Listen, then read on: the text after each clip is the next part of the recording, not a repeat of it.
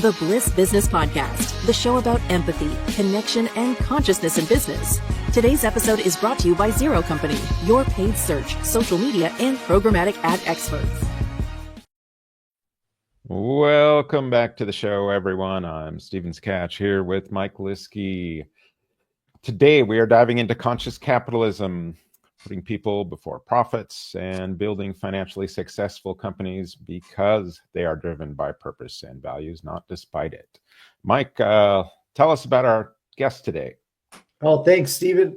Yes, super excited to have John with us today. So our guest today is someone who not only lived this philosophy, he's built an empire from it. So John Hewitt, he's the founder and the CEO of Loyalty Brands, which many of our listeners are probably familiar with, and the visionary entrepreneur behind both Jackson Hewitt and Liberty Tax, which we know as well many may be familiar. So with over 50 years of experience in franchising and finance, John is known for creating businesses that prioritize trust, community, and mission over those quick wins. So John, welcome to the show. We're so happy to have you with us today. Thanks, Mike. It's my pleasure. So John, as we dive into this topic of conscious capitalism, what does that mean to you? And how did it shape your vision for Loyalty Brands? Well, I think our mission statement at Loyalty Brands is having fun, improving lives. And I think on Monday morning, if you're going to work and you're not looking forward to it, you're going to the wrong place. So it's not about, life's too short. You have to find something you love to do. And if you live in a life of, thank God it's Friday, then you're living the wrong life. With me, it's thank God it's Monday. And then followed up with that is, when I was a kid, I knew I was cocky. Before you succeed, you're cocky. And then after you succeed, you're confident. So now I'm confident, but I used to be cocky. Same confidence, but without provenness. And, I thought I would, when I was a kid, I knew I was going to get rich. I was poor and I didn't know how. And I thought I'd just make a few $1 million and retire. And then I realized that what would I do? And I've been blessed, incredibly blessed, with incredible talent. It isn't about John Hewitt. It's about the talent I've been given and the blessings I have. So the most rewarding thing that I found in life is improving others' lives. I've created, with the over 5,000 franchises I brought in, 1,000 of them become millionaires. And many, many more have been set for life and or changed their lives dramatically. So again, there's nothing more rewarding than that. And while I see most people retire, and I don't begrudge them that. I mean, I'm at the pinnacle. I'm 76 next month, and I'm at the pinnacle of my knowledge and my career and my expertise. And to go sit on a beach somewhere and not help people is just, it seems blasphemous. It seems what a waste. I've been given all this talent and this experience, and you need to give back, pay it forward. Yeah, that's quite a legacy. What is 1,000 millionaires in there? John, when did you come across the idea of the fun part of business? Was that early on, or did that take a while? No, I've always lived a life of fun. People ask, I don't vacation. People say, when do you vacation? Well, every day I work and every day I have fun. So fun is part of my life, and it starts with not just only a sense of humor. It starts with the name of my book is I Compete. It starts with competition, and constantly during the day, if I'm arguing with someone, I'll bet them $1. I don't bet $5 or $10 or $100 or $1 million. I bet $1 at a time. And I was at my bridge partner for over 50 years. We were at a bar waiting to go into dinner, and we were arguing about who's don't fire until you see the whites of their eyes or something like that, and whatever it was. And I said, I'll bet you $1. My friend said, no, I'm not betting. And the guy next to us, a stranger, said, it's only $1. And he said, you don't understand. I'd rather lose $20 to him than to lose $1 to him. So it's a constant competition, constant fun, and loving life. I've been blessed, and I appreciate it. Joe, one of the things go ahead, Stephen. No, go for it, Mike. One of the things I was sort of curious was the word loyalty brands and how you came up, particularly with the term loyalty. Hearing you sort of learning a little bit now about your philosophy and hearing you talk a little bit, I might get a sense of that. But maybe can you help our audience come to appreciate a little bit like how you came up with that name? Sure. In my last company at Liberty Tax, it was a public company worth about $500 million. And there was after 20 years of getting along and board meeting after board meeting being unanimous, the industry or the company had a bad year. And some people inside that have been with me 15, 20 years decided, venture capitalists, private equity, decided they wanted to take over the company. And so we had a civil war, and that lasted for about 1.5 years. And during that time, one of my favorite franchisees, two of them came to breakfast, and one of them said, we have an idea for you. Why don't you start a company called Loyalty with people that are loyal to you? Because almost everyone in the company, I had 2,000 franchisees and 500 employees, and almost everyone was on my side. But I had this tight group of people, including a couple officers, that were mutinying against me. And they said, why don't you call it Loyalty? And they came up with the name Loyalty. And then I said, well, brand loyalty brands. Let's call it Loyalty Brands. So I came up with the brands, and that's how we named it. And it's apropos. My chief marketing officer has been with me 38 years, CFO 36 years, franchise development 33 years. I have 20 people that are with me 24 years or more. So I have an incredible loyal group of people. And the only way to get loyalty is to give loyalty. And so that's one of my blessings is I have been able to attract great people and keep them on board for decades.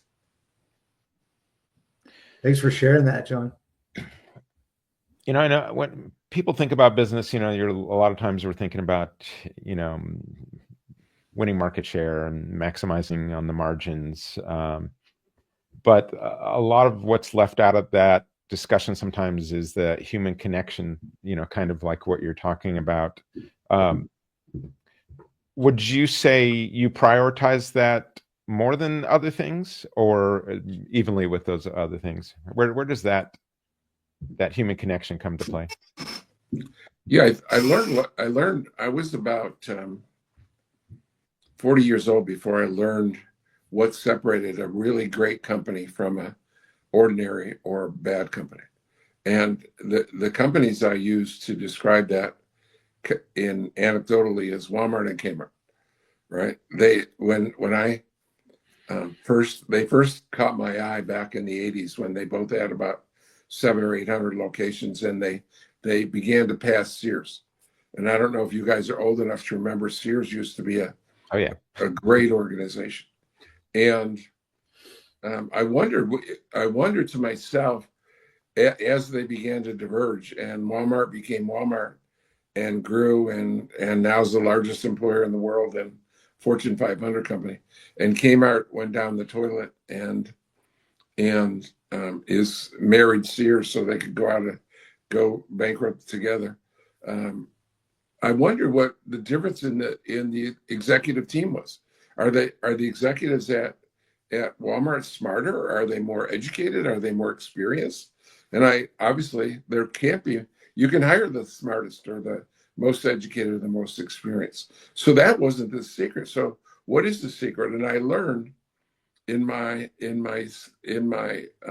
probing, I learned that it's the attitude and it's the culture of the organization, and that sets a great company. And there aren't very many great companies. When I in this country, when I ask groups of people, I'll commonly speak to groups of 30, 40, 50 people, and I say, how many companies can we agree on are great?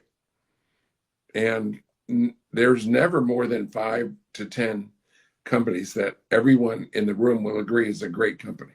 I mean, it used to be Disney. I'm not so sure anymore with the recent things that have happened at Disney, or Federal Express, or there used to be great companies. But the key difference in my mind, in my opinion, is culture. And culture is not given enough credit to executives and people that study business. They don't give enough credit to having a great culture. Would you say, I know like Walmart, their culture was really around a lot of that purpose of like saving people money, I think. Would you say purpose is a key to culture and building that good culture? Well, I think that purpose is part of a bigger picture, the way I think of it. This is the way I think of it.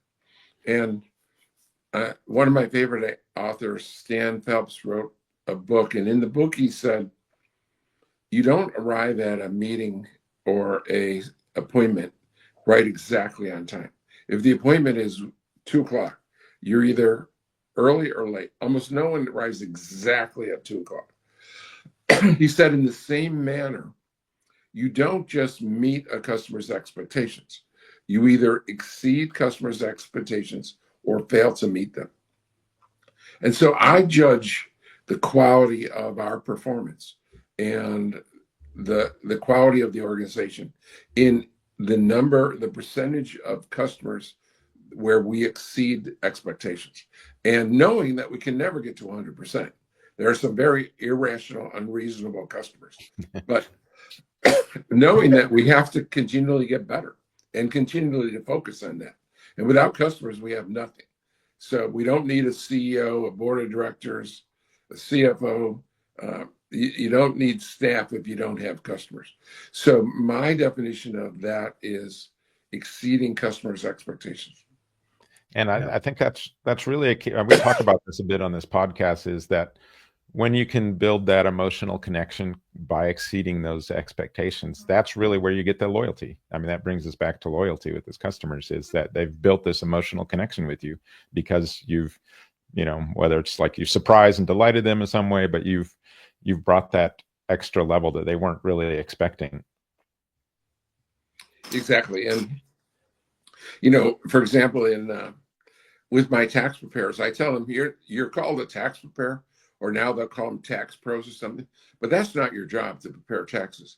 Your job is to exceed customers' expectations, getting referrals and retention. You're a referral and retention vehicle. That's your job, right? Doing taxes is just part of that, is an important component of that, but your job is referral and retention. I can speak personally to that with our staff too. It's like trying to get that approach to it. Yeah, they're very technically proficient at what they do, but also those two things, right? Yeah, very, very wise counsel yes. in that. Yeah, John, I was very happy to hear your comments about culture, and we know that with loyalty, as we talked about, and with culture, that trust is important, and it's interesting. So Edelman did this study. They actually have this tool called the Trust Barometer.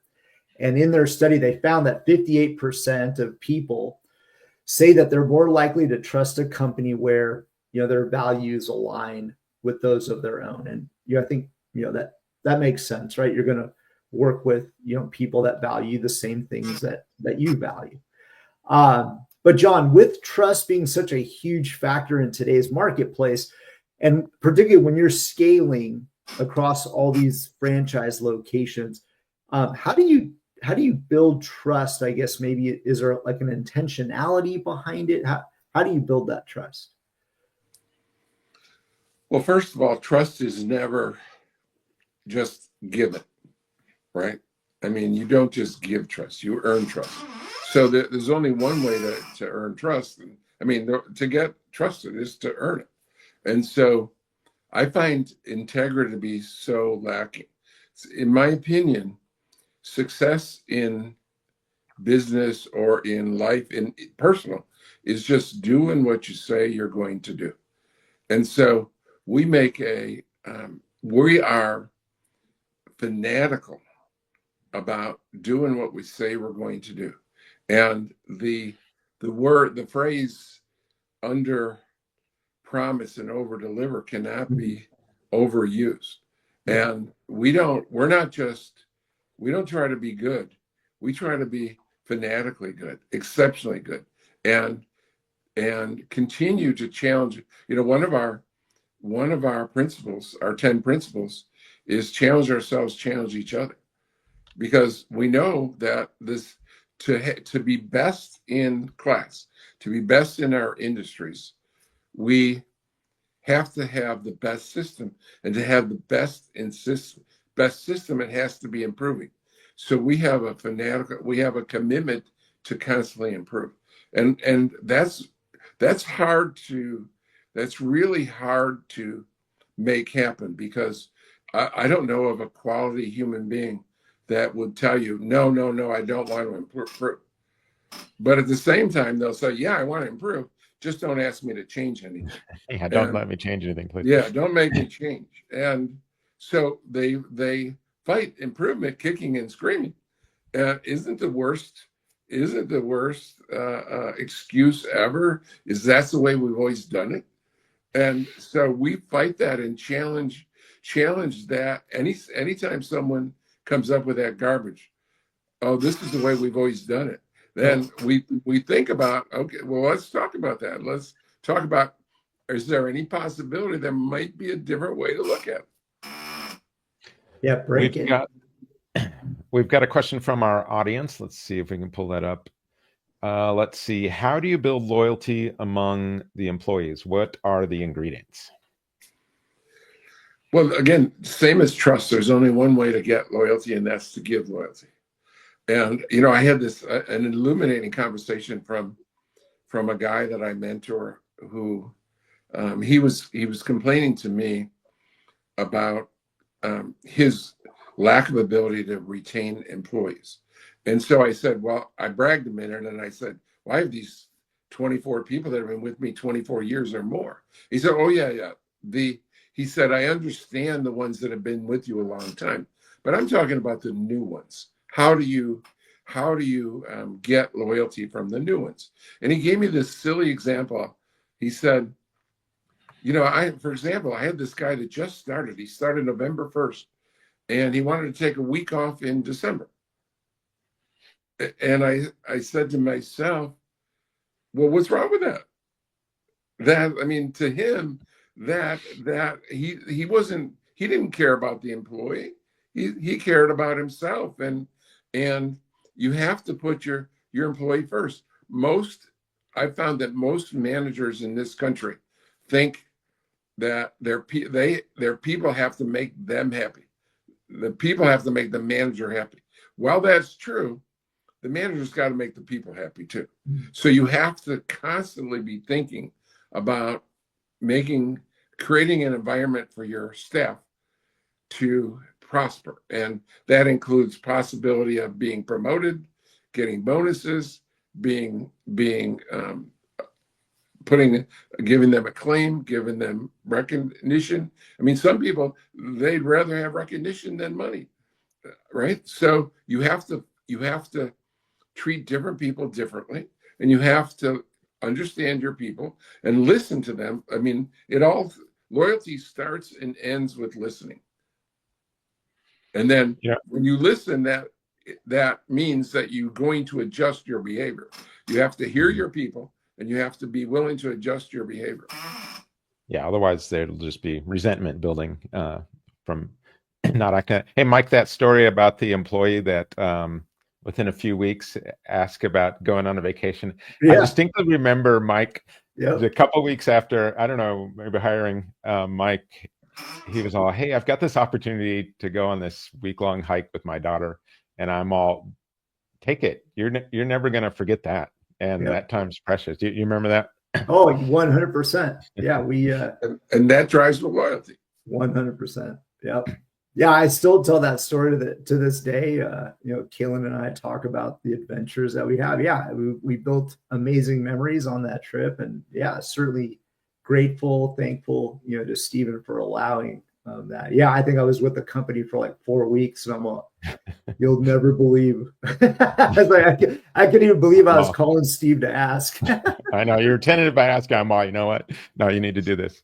Yeah. So, John, one of the great things about loyalty brands, I think that we've kind of learned from talking with a couple of your CEOs that have been on here, is kind of the emphasis on entrepreneurship and community involvement. How do you empower local business owners while keeping that bigger vision unified? Boy, that's really, really tough. Mm-hmm. It's one thing. It's one thing to have a headquarters and to have culture in the four walls. But once you get out to a second location or spread it, let alone spread it across the country, it is so difficult to get it to happen. And the person that needs to lead the charge is the CEO, the head of the whole organization. So you have to lead by example. And what I've found and suffered with over the years, I founded this is my many national companies with tens of thousands of offices. And boy, as you dilute across the country, it's tougher and tougher. And as you dilute down levels of management, I tell my team something, and then it goes to the next level and it's diluted and mistaken. And or they, even if they wanted to understand, they don't always understand. And they'll say it differently or say it wrong. But sometimes they don't even agree and will undermine you. So there's only one way that I've been able to do that well, and that's to have national calls and be on the call. And so they get to hear it from the horse's mouth. It can't be passed down, and it can't be passed around from 500 miles away or 1,000 miles away or 3,000 miles away. So the only way to do that is to have a constant national presence of the leader, that so they can understand no matter what anyone's telling them in the middle, this is the value of the core. This is the core values of the company. And, we, as I alluded to in the earlier, that our 10 principles, you can't just say principles, you have to live principles. Mm-hmm. And so your leader has to be the most principled in the whole organization. And you can never be perfect.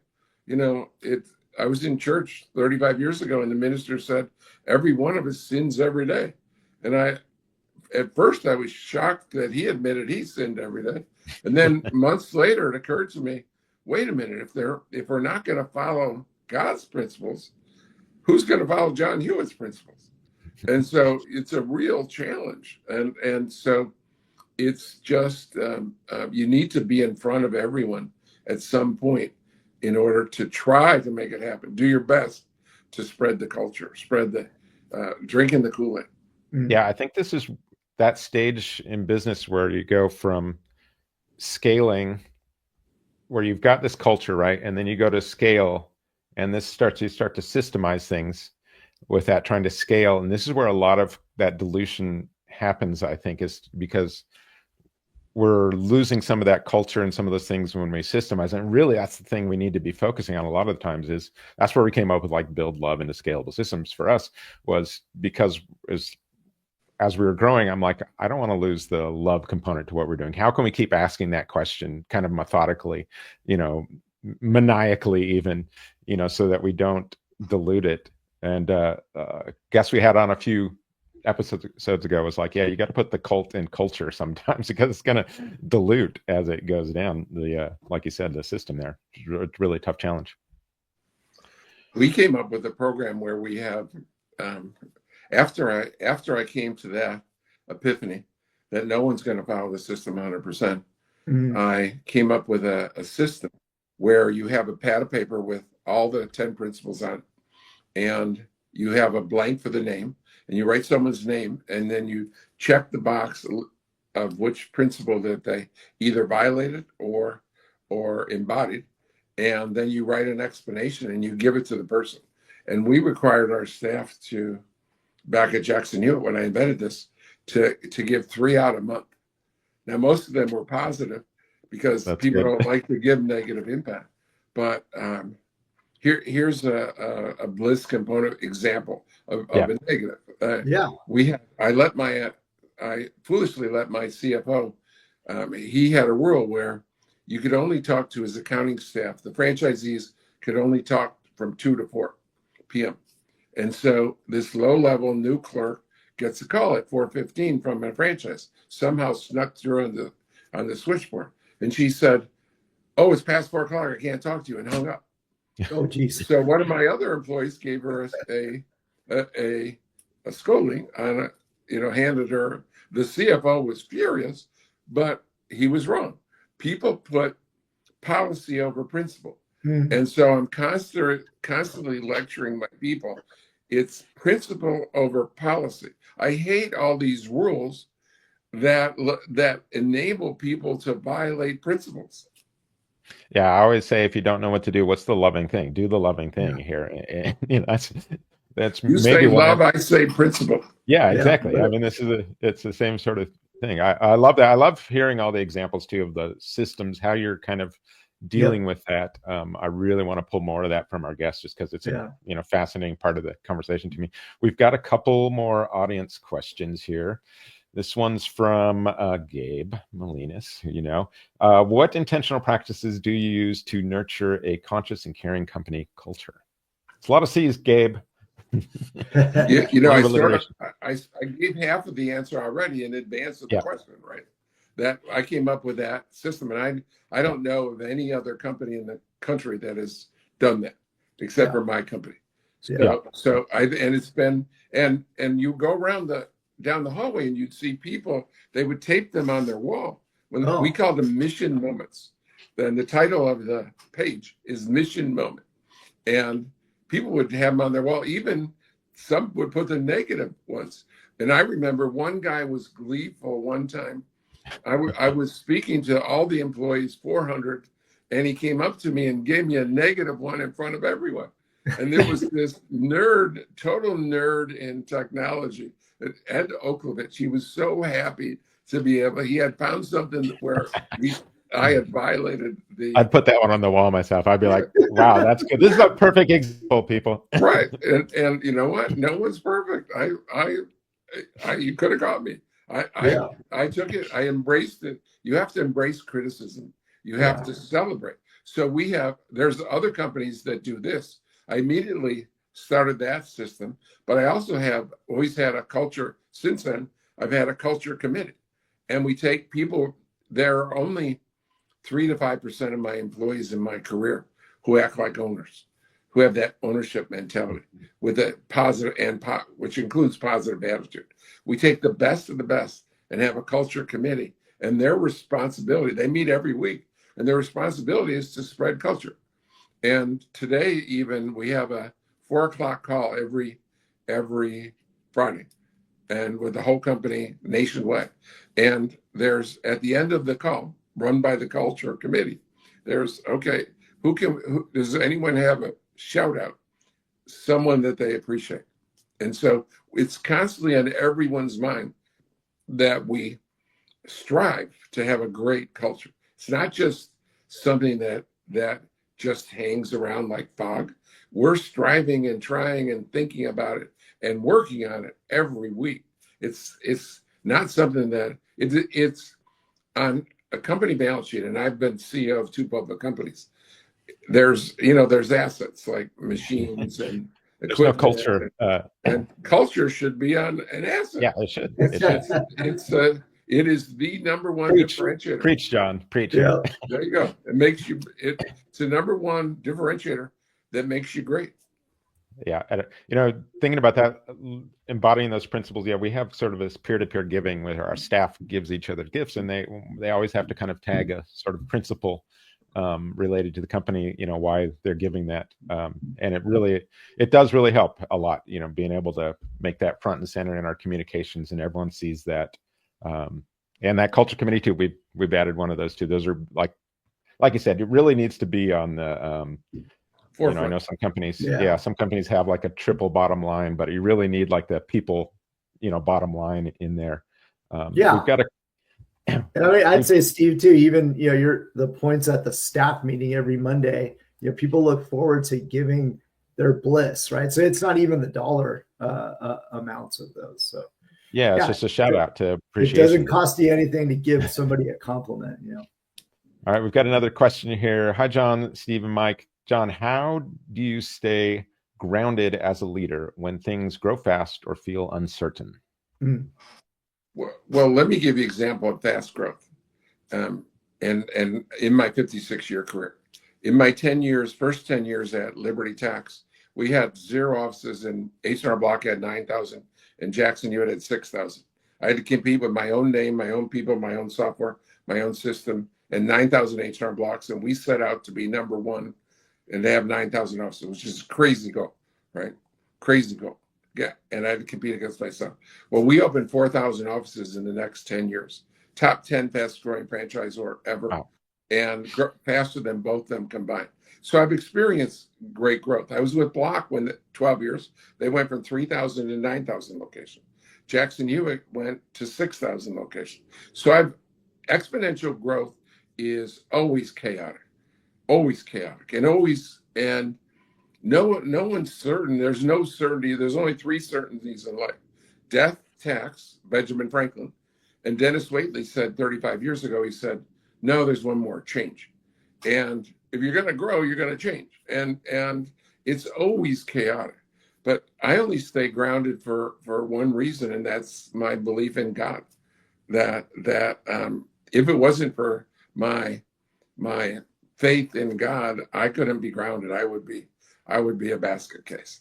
So it starts with not only my belief in God, I understand how blessed I am, and I'm grateful every day. I never have a bad day because I start from a vantage point, being alive and healthy and living in the United States. You're in the top. I already started in the top 2% of people that ever lived.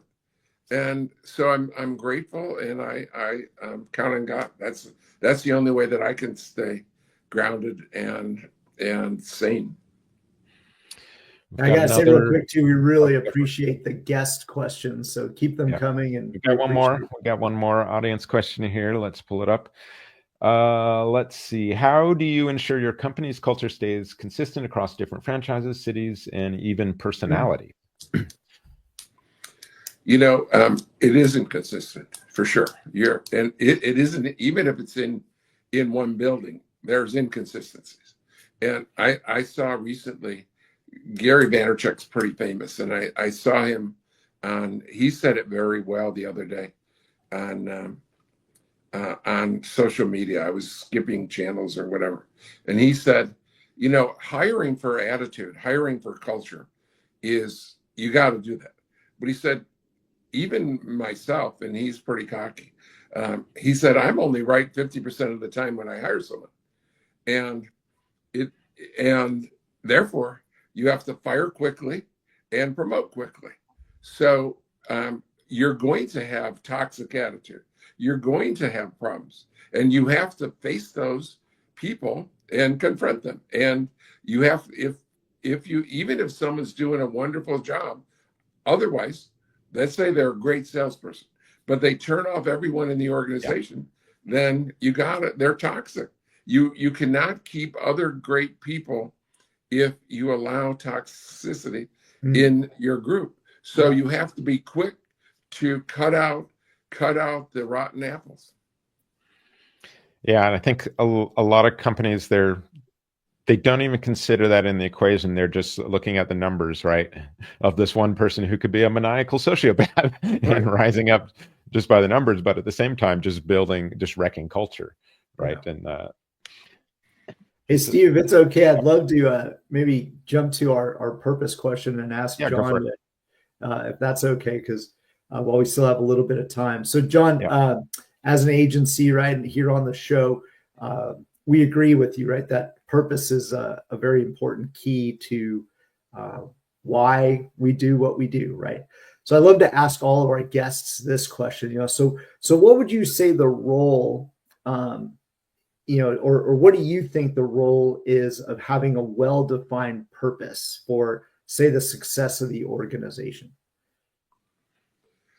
Well, I define the in ours, it's our mission statement: having fun, improving lives, and when all else fails, when you're making a decision as an employee, then if you're having fun and improving lives, then you are doing the right thing. And it's okay to violate rules on occasion, right? It's okay to talk to that guy in accounting after 4:00.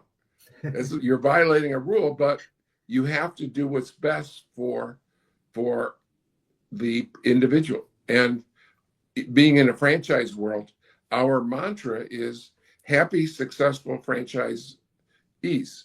So when you are supporting a franchisee in our system, I judge your behavior. Is that making a happy, successful franchisee?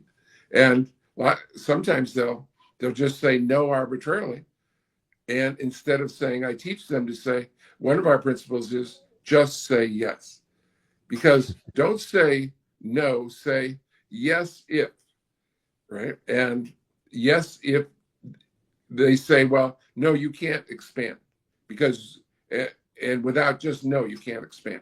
Well, yes, you can expand if you have enough money and enough management. And then you have to show me you have the money and management, and then you get it. It's up to you. So just hold people accountable to happy, successful franchisees and improving lives. Yeah, I think one of our previous guests said purpose becomes the boss sometimes, right? Where, like, especially if you're a big company, you need that employee that's, several degrees separated from you to understand, hey, this is our purpose, and maybe this isn't the way we normally do things, but we're going to achieve that purpose if we, do this and do that. And it allows for a lot of creativity and innovation, I think, too, when you kind of empower people with that purpose. John, another question we ask every guest here on the show is, do you think love belongs in business? I'm not sure the word love. I think that what belongs in business is exceeding customers' expectation. Now, you could define that as loving, so I'm not sure the definition of the word love, the way you're using it, but what belongs in business is a commitment to exceed customers' expectation. And you could easily say that love is a component of that. Yeah, I think there's a lot of ways it can manifest itself in that, whether it's like empathy or compassion. And empathy would be really kind of in that customer, trying to exceed their expectations. This is what they're feeling right now. How can I exceed that, right? Yeah. People have different expectations. I love to do this little quiz. So I'll give it to both of you, and I want you to think of a number, right? You go into a restaurant and you're standing there and there's no maitre d'. And how long would it take for someone you're standing in front of the maitre d' stand and there's no person there. And you can't say a round number, 5 or 10 or 15. You have to say an unround number. How many minutes would it take before you would be aggravated? Not even a minute. I'm pretty patient, but I don't know. So when I get a room of like 30 people, and I say, write this down, and then you know what? There'll be 17 different answers. Mm-hmm. So when you say exceed expectations, right? Michael and I are the 1 minute guys. You can only exceed our expectations by being there in right seconds. There when we come in, right? Once you're not there, you've already failed. Right. With Stephen, you're patient. You could, if they're there in 2 minutes, you might think, yahoo, right? Because you were willing to wait 10 minutes before you got out. And I do the same thing with, like, when I sit down. I mean, how long does it take them to give me a glass of water or a menu? And everyone has different expectations. So exceeding expectations is not as simple as it sounds. You have to have a pulse of the community, the pulse of each person. Genius. Well, I can't even believe our time has gone by this fast, John. We're going to have you come back because I've got a boatload more questions, to be able to learn from you for sure. So, but it has been a very powerful question, John, and certainly your decades of success show what's possible when you lead with values, right? And you prioritize those. So for our listeners that want to learn a little bit more about you, John, or Loyalty Brands, where can they go to learn more? Not only can they learn more at loyaltybrands.com, but they can get a free copy of my book. Oh, perfect. There's a link on there to get a free copy of my book. So they can see my journey. Nice. Excellent. Well, thank you, John. And thank you to our audience for tuning in and some of the great questions again today. If today's discussion inspired you, subscribe and share the show. Until next time, keep building with purpose and leading with heart.